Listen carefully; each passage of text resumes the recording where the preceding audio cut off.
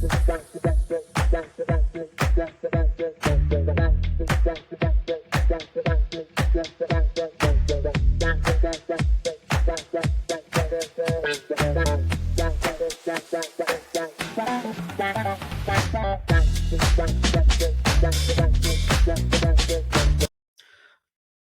right, welcome back to the Net to Net podcast, college football edition. I'm your host, Sam Kelty, and today we're going to talk about the CFP first round rankings for the college football playoffs. They come out, this is usually when they start, and through 8 games this season, we're going to talk about what teams are ranked at, and kind of dissect if I agree with the eye test, strength of schedule, with the football power index rankings, strength of schedule, like I mentioned, remaining strength of schedule, and things like that against unbeaten teams or ranked teams going into the rest of the season. We've already played 8 games, 8 weeks through college football so far. We'll touch on the rankings that just got released today, and we'll talk about the previewing games this upcoming weekend and going on for the rest of the season down the stretch, as well as preview the last week's games. And then we'll talk about my teams, Oregon Ducks and UC Bearcats at the end to wrap up the episode. So we're going to dive right in. So the college football players, like I mentioned, were released today. And starting at 25, Air Force 8-0. They're coming in at 25. 24 is Tulane with a 7-1 record, and then coming in at 23 and 22 and 21 with a 6-2 record is Kansas State at 23, Oklahoma State at 22, which they have a big game coming up, which we'll talk about later on, as was 21 comes in at Kansas, coming off that big win against Oklahoma at the end of the game. And then we have number 20, USC at 7-2, as well as UCLA and Utah, both 6-2 at 19 and 18 respectively, as well as Tennessee at 17, Oregon State at 16, both at 6-2, and then 15 rounds out Notre Dame at 7-2. With Notre Dame's had a couple couple good games, and then had a few losses here, with the likes of losing to Louisville and losing to Ohio State in a battle. And then at 14, we have LSU at 6-2 at 14, Louisville 7-1, and Missouri at 12 at 7-1 as well, respectively. And then we have Penn State coming in at 11 with a 7-1 record, with their only loss coming to Ohio State, which now they have coming up is Michigan soon. And then to round out the top 10, we have Ole Miss, Oklahoma, and Bama, all and Texas, all at 7-1. And 7 is Texas, 8 is Alabama, 9 is Oklahoma, 10 is Ole Miss. And then we have just outside the top 4 is we have the 2 Pac-12 schools, Oregon and Washington. Washington at 5 at 8-0, and Oregon 7-1, sitting at 6. And then we have Florida State, Michigan, Georgia, and Ohio State to round out the top 4. That would, if the season ended now, this is who would make the college football playoffs. So now we talk about who has. Now we're going to dive into the top 4 and top 6, to be honest. So let's first start with Ohio State. Ohio State takes number 1 spot for the first edition, for the first release, with Georgia being number 2. I don't see anything wrong with Ohio State being number 1. And here's why. They have 2 top 25 wins. Notre Dame was ranked when they beat them. It doesn't matter that it was a close game. It came down to the last play pretty much, but it doesn't matter. They beat them when they were top 10. And then Penn State, when they were number 6, comes in to the shoot, and Ohio State beats Penn State 20-12. That's 2 top 10 wins in college football. On paper, they are if you look at it, the strength of the schedule right now, they're number one. Let's be real. And that reflects on the teams that they have played, given so far this year. They played two top 10 teams. On paper, they are number one. And we talk about how this Ohio State team it hasn't looked like the old Ohio State teams of the past few years. And we can even go back. We pretty much let's throw 2019 out just because that team was unbelievable. We talk about probably Justin Fields last year, and you talk about CJ Stroud's CJ Stroud's 2 years, 3 years actually at Ohio State. Ohio State was a quarterback driven team. They didn't have to nurse him along. They were ready to play right away. They had to nurse the defense, which, if you look at it, over those few years, Justin Fields last year and then the CJ Stroud years, they were ranked third in offense, and they were ranked 38th on defense, which, if you look at it, they had the offense. It's just the defense wasn't there. They weren't helping the offense. And we saw that of late against the likes of Bama and other teams they played. And now, if you look at it this year, Ohio State's offense is ranked 38th. And their defense is ranked third in the country. Now it's flipped. Now it's their defense while they're kind of nursing along Kyle McCord, because Kyle McCord isn't there yet. Kyle McCord has to grow still. He has the weapons. It's just the inexperience is showing, and it's taking some time. The offense isn't there yet. It'll give it a couple years to let Kyle McCord develop as a quarterback, as that next Ohio State quarterback. But he won't have Marvin Harrison next year. He probably won't have Emeka Egbuka. Travion Henderson probably won't be there. Right now, Miles Williams just went down with a season-ending surgery, so he's out for the season. So now you're relying on your other offensive weapons to carry you around. And usually it's been your quarterback has been your best player over the last few years. Now your best player is Marvin Harrison Jr., your receiver. Your defense is holding up now. You have those guys that your defense is coming into its own and making it hard for teams to play against them. And then we talk about, Ryan Day. Ryan Day should be fired. Ryan Day should be fired at the end of the season if they lose to Michigan. People keep saying that I talk to that are Ohio State fans. And then I bring up the point that if you can't name me 5 good coaches that you would replace him with that are going to be available this offseason, you can't. There's coaches that are good, but haven't coached at a Power 5 school, haven't coached at a big school like Ohio State to be even proven to be able to coach and get the same results that Ryan Day has. Ryan Day is 53-6, which is one of the best records for an Ohio State coach. And he's done a great job since he's came in for Urban Meyer. Let's be real. There's no other coach that you could probably go out and get that's better than him right now in college football. So Ohio State right now makes sense. They are on a collision course with Michigan. The winner of the Michigan-Ohio State game will get into the college football playoffs because Ohio State's already beat Penn State. Michigan still has to play Penn State and Ohio State come the end of the season. So they have number 11 and number 1 remaining. And we've seen pretty much if the Michigan beats Ohio State or Ohio State beats Michigan and both teams are undefeated going into that game, then if Ohio State beats Penn State, already beat Penn State, and then they beat Michigan, they're going straight. They'll be in the college football playoffs because they'll probably beat whoever's coming out of the West the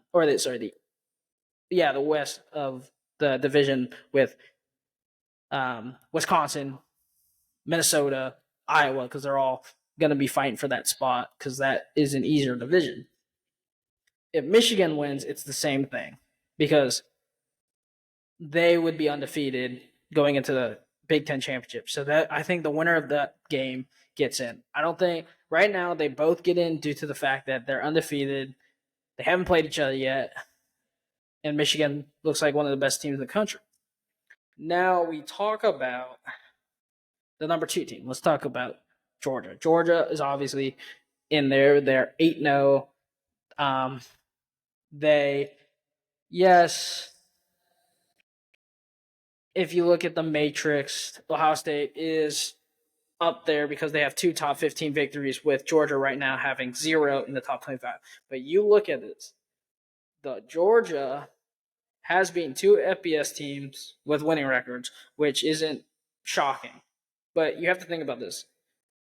At the end of the season, Georgia right now, remaining in their schedule, they have, I would say, probably the hardest, a little bit harder schedule. We'll say, honestly, a more harder schedule than Ohio State right now, going down the way, because Georgia still has to play. They still have to play Missouri, who's like number 12 right now, and they're 7-1. Ole Miss at number 10, who is 7-1. Then you still have to play Tennessee at number 17, which is number 17 Tennessee, which according to ESPN, with the remaining strength of schedule, they're ranked 6th. Ohio State's remaining schedule is 10th, with the remaining strength of schedule. And then you have Michigan, who's number 1 with the remaining schedule, strength schedule, because they still have to play Penn State and Ohio State, with Georgia playing 3 teams, in the top 25. Plus, they're probably going to play Bama for the SEC championship game. They're going to play Bama. So if you count that, that's 4 ranked top 25 teams. So Georgia will probably, at the end of all of this, will replace Ohio State at 1 when it comes down to it. Let's be real. That's probably what's going to happen. Then we talk about Michigan. Michigan, they are number 3. And with Michigan, they do still have to play Ohio State, which will have huge implications. Also, they do have the investigation of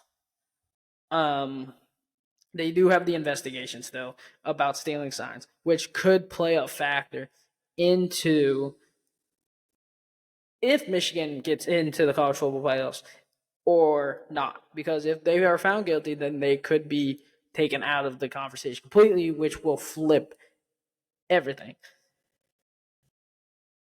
So, but they also could view it at NCAA. It could go either way with this investigation, the way it goes, if they are found guilty or not. But right now, it's the investigation, and they're still looking into it. So it will be interesting.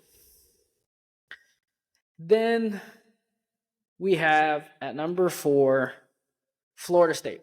Florida State, based off of this season, they're going to win out. Let's just be real. Their strength of schedule remaining, though, is not great. It's 51, according to ESPN. And then with the FPI, they are ranked 7th. Strength of schedule, they are ranked, that have already played, it's 49. It's not the best ranked strength of schedule of like right now that they had to play throughout their entire season. They are not sitting at the best spot. They've already beaten Duke, who was 16 at the time, was probably their second best win behind beating LSU, who was number 5 at the time. And we talk about LSU being, and that was a good win, 45-24 against the number 5 team. People might say, "Oh, they play Clemson." Clemson hasn't been good this year. Clemson's 4-4. The rest of the season for Florida State, they'll win out. Pitt, Miami, Northern Alabama, and Florida. They should go undefeated this season. Now, the question is that comes into a factor is by the end of the season, looking at the strength of schedule, the eye test, have they done enough to get into the college football playoffs? Yes, you can say there is a potential of playing Louisville at the end of the season for the ACC championship game because they are on a collision course with them. They're 7-1. They do have a big matchup, pretty much that has implications. This, like people are mentioning, the Virginia Tech game. They could be that could be the like a semifinal preview because I think whoever wins the Virginia Tech Louisville game um, could get into the college football or not college football, the ACC championship, and we're talking about a team that isn't hasn't had a great season, but they're third in the ACC. They are 3-1 um, in conference, which shows that pretty much the winner of this game against Louisville versus Virginia Tech will probably go on and play each other in. Will play Florida State in the ACC championship game because of Duke is not up there. You don't have North Carolina up there. They're yes, they're not ranked, and they have two losses within or some losses within their conference, which puts them behind Virginia Tech. And it's shocking to say because we at the beginning of the season we probably would have said Duke or North Carolina or Clemson would be up there, but that's not the case this year. And we're talking about um, North Carolina is 3-2 in conference. Duke's 2-2 in conference. Clemson's 2-4 in conference. Like it's pretty much down between Virginia Tech and Louisville. Louisville's 4-1 in conference, while Virginia Tech is 3-1 in conference. But pretty much whoever wins this game tonight or this weekend will play Florida State in the ACC championship game. Then ACC and then Florida State will probably win. But then now we look at the teams behind Florida State, and we talk about two teams that are behind them. We have Washington. Florida State might say they have the best win, number 5 team. No, Washington played Oregon, and that's a top 25 matchup too. But if you look at it, Oregon is a better team than LSU. Let's be real. LSU is a good team, but they're not the same quality as Oregon. Washington has that, and yes, Washington has struggled. They've had a couple almost trap games, you would say, against Arizona and Stanford to win. They haven't played great. They might look into that as being, oh, they haven't played good against these bad teams, but they've played good against good teams like Oregon. But they still have to play USC. They still have to play Utah. So they still have those games coming up, which they could help each other as well. We also look at it as Washington has the number 3 strength of record, and in strength of schedule, they are ranked. Their remaining strength of schedule is 11. That's one behind Ohio State. That's better than Florida State. That's better than Alabama. That's better than Texas. Better than Ole Miss. Not quite there with Georgia. Not better than Michigan. So you look at it, and you could make a case for Washington to get in there. But you could also make a play for Oregon. If Oregon wins out and beats Washington in the college football playoffs, or sorry, not college football playoffs, the Pac-12 championship, if they end up winning out, they beat USC, they beat Oregon State at the end of the season, they beat Cal. They're pretty much lined up to play Washington at the end of the season in the Pac-12 championship. They'll get another crack at them. And if they beat them, I don't see them not making the college football playoffs. Because at the end of the day, Michigan and Ohio State will not make it as a one loss, because they lost each other, or they would cancel each other out. because one beat the other and one has a conference championship, which the other one doesn't and has one loss.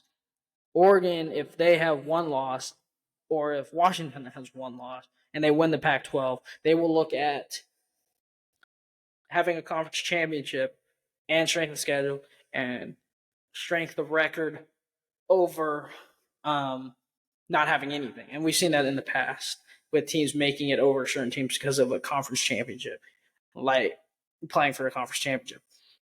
And then we have so many teams that could get in.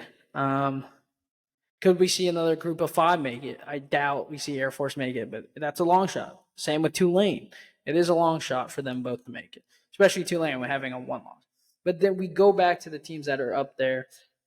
Texas says, oh, we have the best one in college football going into Tuscaloosa and beating Bama at home. Yes, but you've struggled over the course of the season.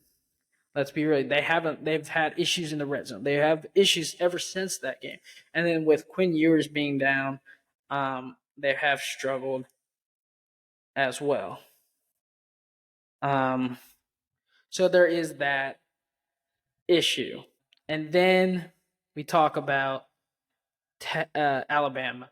Alabama still has a chance. They're not out of this completely. People are saying, "Oh, they lost to Texas. They've looked bad over the years." If they keep winning, if they win out the rest of the games, go to the SEC championship and put up a fight against Bama or not Bama and Georgia, and somehow beat Georgia, they could get in. But with two losses, if they lose to Georgia in the SEC championship, they're not getting in, and that's just the thing. There's too many good teams, and there are going to be some teams that don't make it. Unfortunately, could Michigan get in there if they're a one-loss team? I could see them doing that. There's that one off. They've been the best team in the country all season.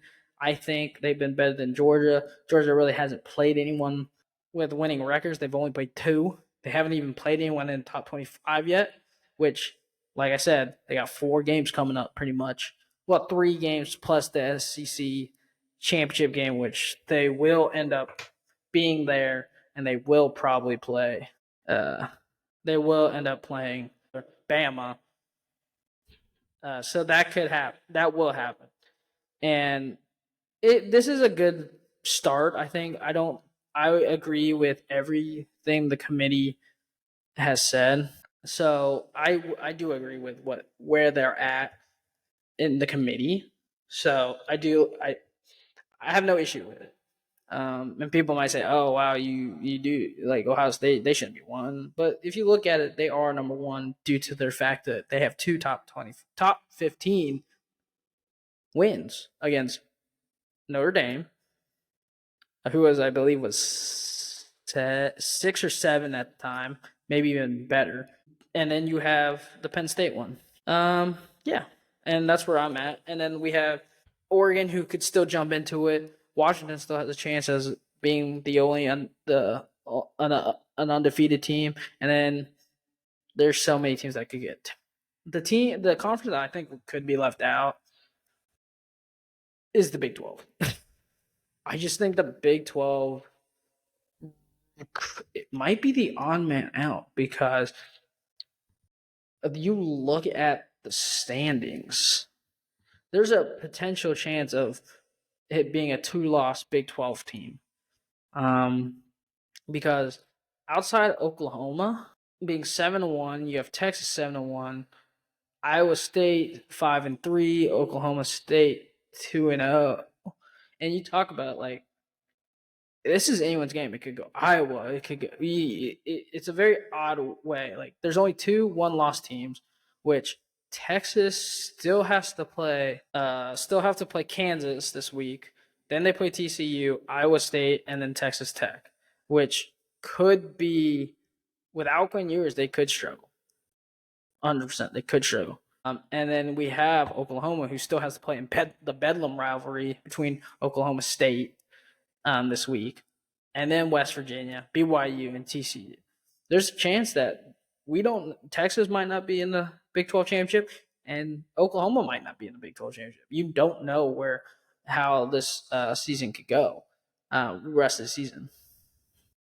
And with that being said, now we can kind of move on to the games that are coming up this week and talk about last week as well while we talk about them. So we talk about Ohio State this week. They're playing Rutgers, which hopefully it's not a trap game, but Ohio State should get the job done. Um, uh, they go to Rutgers, the number one team in the country now, with the college football playoffs, because now we look at that. We also will look at the end of the season where they will end up in the top 25 AP poll, but right now we look off of the college football playoffs. And then we have, like I mentioned, Texas versus Kansas, number 7 versus number 23, Kansas State. That should be a game. If Kansas State ends up winning this, Texas is pretty much out of the Big 12 championship, because then they have 2 losses on the season. Kansas State has, I believe, they have 2 losses, but they are tied for first in the Big 12 because they have 1 loss in the Big 12 right now. 1 loss. They're 4-1. 4-1. Only 1 loss coming to a 8-point loss to Oklahoma State. This could put them up in sole place of first and go into the Big 12 championship game against whoever beats them there. And then after that, we have Ole Miss, Texas. Ole Miss should get the job done. Number 10, Texas A&M has been so inconsistent all season. Jimbo Fisher just kind of on the hot seat, to be honest. He hasn't. They did great in recruiting, but don't get the results. And I think you can say this is a one that you could fire Jimbo if they don't get the results. And people are like, "Oh, Ryan Day should be fired." Ryan Day should be fired, or he doesn't get the results. I'm like, but we're like, hey, Ryan Day does get the results, and he gets the results in recruiting. And then Jimbo gets the results in recruiting, but does not get it in games won or the results in winning the SEC because they struggle. They are very inconsistent. Then we have Notre Dame, Clemson. That should be. I think Notre Dame comes out and wins this. Clemson has just looked terrible all season. Which I like Sam Hartman in this game. I like Audrey Estime. They have a great defense. Clemson's just struggling all season. Then we have Tennessee, UConn, which should be a good game. Tennessee does play very good in the first half, and then they struggle in the second half, and it's that consistency that we don't see. Utah plays Arizona State. Let's see how Utah bounces back against Arizona State after taking that huge loss at home against Oregon, with Oregon coming in and just looking like a phenomenal team. They have honestly looked good all season. Yes, they have that loss to Washington, but they've looked good. They look good even in that game. And then they got a game coming up against California. This could be a trap game because we saw what we saw against California do to USC last week, almost beating them at home against USC. That game came down to the wire. They scored at the end of the game, and they had a chance to tie it and go to OT or go for 2 and win the game. In my opinion, I would have kicked the field goal, sent it to overtime, and then you have a chance to not rush. You have 4 tries to get to the end zone rather than you go for the 2-point conversion, you get 1 try to do it, and you lose the game because of it. I would have kicked the field goal, went to overtime. You could have beat them in OT. Then we have Georgia versus Missouri, top 15 matchup. Their first game against a ranked opponent, and then their third, I can't believe I'm saying this, their third game against a winning record team. This should be a very good kind of but test against a good team because the rest of their schedule, like I mentioned, is going to be tough. And if Georgia can show that they can win without Brock Bowers, they might make a case for number 1 spot at the end of the season when it comes down to the final rankings. Florida State, Pitt, like I mentioned, Florida State should go out and beat Pitt. Florida State should win out the rest of their games. And then we have the Bedlam Battle of Bedlam. We have Oklahoma versus Oklahoma State, number 9 versus number 22.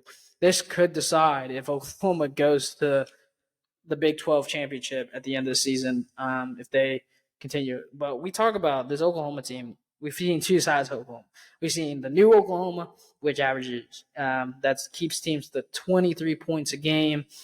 They look unbelievable. They keep the yards down against opponents. They look great. Dylan Gabriel looks amazing. And then they have the Oklahoma team that reverts back to the previous Oklahoma teams we've seen give up 30 points, give up almost 450 yards a game, and they struggle. They lost a tough one to Kansas. They lose. They beat Texas at home. So, and you see when they average, when they give up at least 400 yards and give up 30 points a game, usually it's within one score. If it's they win or they lose, and it is close. This Oklahoma team needs to get back to what we saw earlier in the season, which that's what they're trying to do, but they're struggling of late. Dylan Gabriel did not protect the ball well last week, and things like that. And like I said, there's certain teams that haven't protected the ball well. And going back real quick to what I mentioned about Ohio State. Ohio State, they rely on their defense, which I thought Oklahoma would do the same, but they haven't. But then, like Ohio State, Kyle McCord didn't have a great game last week. He turned the ball over 3 times, 1 fumble, 2 interceptions. He didn't have the best game. Their defense really came up, and that's what we want. And that's what I'm trying to compare to Oklahoma, because Oklahoma's defense is good. It's just that the consistency isn't there like we see out of like the Ohio States and the Georgia and the Michigans of the world. So we talk about Oklahoma and Oklahoma State. Oklahoma State, if they can pull this off, it's a big shakeup within the Big 12. Then you have the later on my Cincinnati Bearcats. Hopefully, we can get a bounce back game against UCF. We have no wins in the Big 12. Like I said, it's kind of just a repeat story at this point. It's going to take some time. It's going to take a few years probably for us to get there again as a good school in a Power 5 school. We forget that this is our first year. It's going to take some time. And then, like I mentioned, Oregon versus California. This could be a trap game. California, we saw them put up a fight against USC. But this Oregon team they can do it on all phases of the ball. I am saying this defense has plugged up those holes from the beginning of the year and the end of last year and showed that they can do it on all phases of the ball. Let's talk about that defense first of all. They got some boys that can get to the quarterback. They have on the edge, they have Brandon Dorless, who is literally having a great season. He is pretty much playing himself into a first-round draft pick. We're seeing the best year we've seen out of him since he's been at Oregon. He's got dropped down some weight, and it's helped him be more quicker, more agile. He can line up. Our guys can line up in 3, 4, 5, 6 technique. They can line up inside, on the outside of the tackles, inside on the guards. They can get anywhere to the quarterback. We're talking about Brandon Ross having a great year. He has 4 sacks, 19 total tackles, 9 solo tackles. He's just playing unbelievable. He looks so much better. He's having a great year. Jordan Birch can get to the quarterback. He is showing he's had a great season as well. And he's getting to the quarterback. He's putting pressure on those. Then we have the big boys inside. We have those huge linemen. We got Tagi Tamiya, Mato Ugalele, DJ Ungalele's brother. We got Casey Rogers, Ben Roberts, Papo Amavia. We have some big boys that can do it on the side. Amari Washington. They can get to the quarterback. They're huge. They're big boys. They stop the run. That's why we have one of the best defenses in the country. We can do it on all phases. But then our linebackers, Jeremy Bossa, Maze Funa, Jamal Hill, I was a little scared about our linebackers going into the season, losing a Justin Flau, losing a Noah Sewell. Jeremy Bassa and Masafuna have looked unbelievable. They get the job done. And Justin Jacobs too, even stepping in that spot.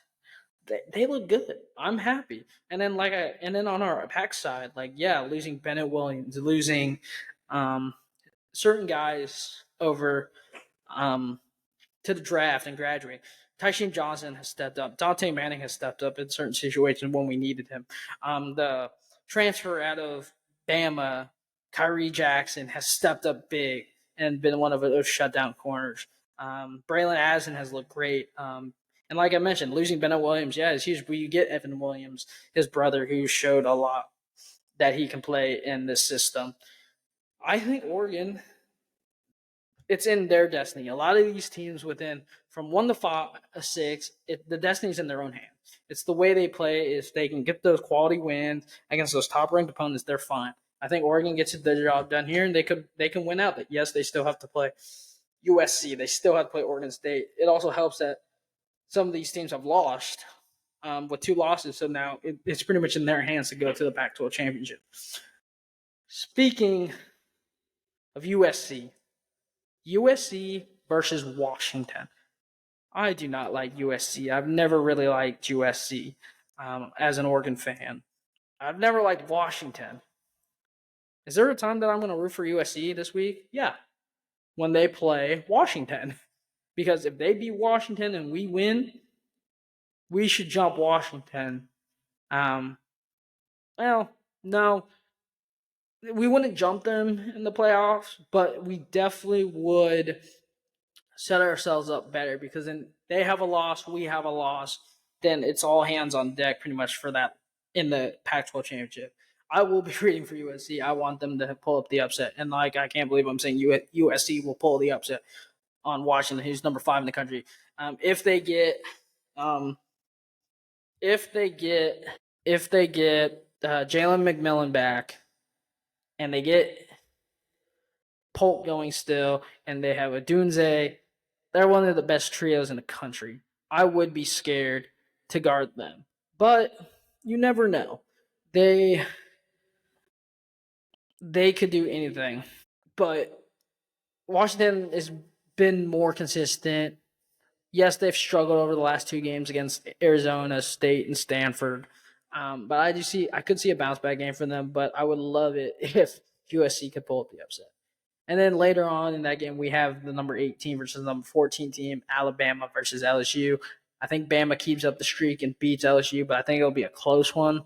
It's just LSU is a really good team with Jaden Daniels, who looked like an MVP, Heisman early on in the beginning of the season, but kind of honestly is probably still there. He's having an unbelievable season. It's just his team isn't winning games, which is the sad part because I think that's what's going to keep him out of the Heisman running when it gets time for the top 3. But yeah, then they play Bama, which I think Bama could. I think Bama will win this game. They're coming off I believe, coming off a bye week. They didn't play, so they are rested as well as LSU coming off playing. I believe no, they were also on a bye. My bad. So there are teams that didn't have that. They both had that rest going in, so they should be hopefully back. No injuries, so it should be interesting how they bounce back this week. But I do like Alabama this week. And then you have Oregon State, Colorado. Colorado's struggling. Everybody was on the hype train was real for like a couple games, and then Colorado kind of just went back to old Colorado and just being one of the worst teams in college football. Fortunate with Dion with that team over there, but it just shows not if you get a bunch of the superstars, it doesn't mean you're going to win every single game and fight for a national championship, which we saw only maybe a couple weeks. Hopefully, there's some teams that have that bounce back game, like I mentioned, USC, if they can stop letting teams score a ton of points, because Lincoln Riley, we saw that at Oklahoma.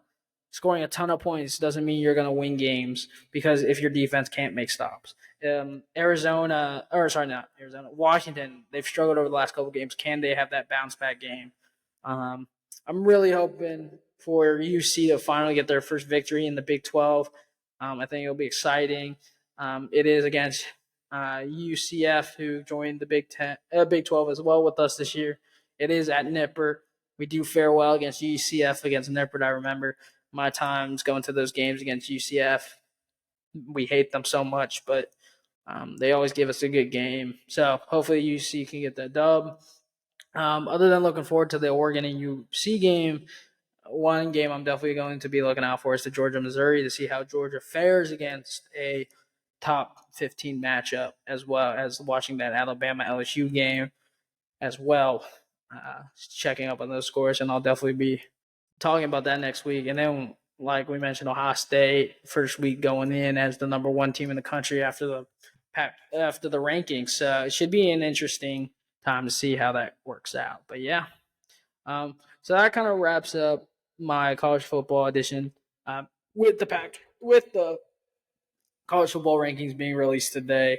Let me know if you agree with the college football rankings and what I've talked about today. If you think certain teams will make their championship game, I'd love to hear about it in the comments.